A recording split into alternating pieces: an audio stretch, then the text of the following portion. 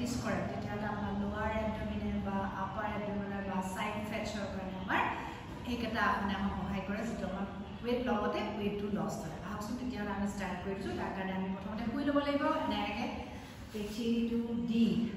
শুই দিওঁ এতিয়া আমি দুইখন ভৰি সিধা টাইট কৰি ৰাখিম হাত দুখন সাইডত ৰাখি দিম টোটো পইণ্টেড ৰাখিম ইয়াৰ পৰা আমি 30 পৰা 90 লৈ both legs up and down কৰিম এটো হ'ল 30 ডিগ্ৰী আৰু এটো হ'ল 90 ডিগ্ৰী এতিয়া up and down start 1 2 3 4 5 6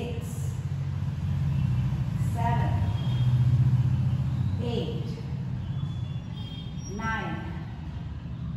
10 এনেকৈ আপুনি 10 কৈ আপুনি 3-4টা মান ষ্টেপ ল'ব লাগিব 3-4টা মান আপুনি ল'ব তাৰমানে আমি 10 60 90 মান কৰিব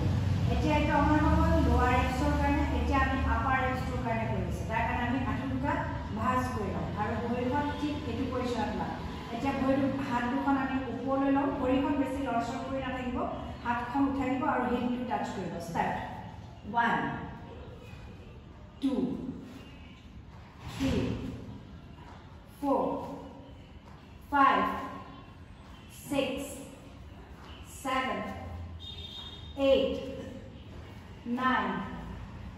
10 লাহেকে ডাউন কৰিব ঠিক এইটো আপোনাৰ তেনেকৈ 10 কৈ 3-4টা মান ডাউন কৰিব হৈ গ'ল আমাৰ লোৱাৰ এক্সৰ কাৰণে এটা দেখালোঁ আপাৰ এক্সৰ কাৰণে এটা দেখালোঁ এতিয়া আমি সাইডৰ কাৰণে দেখাম সাইডৰ কাৰণে আমি ভৰি দুখন এনেকৈ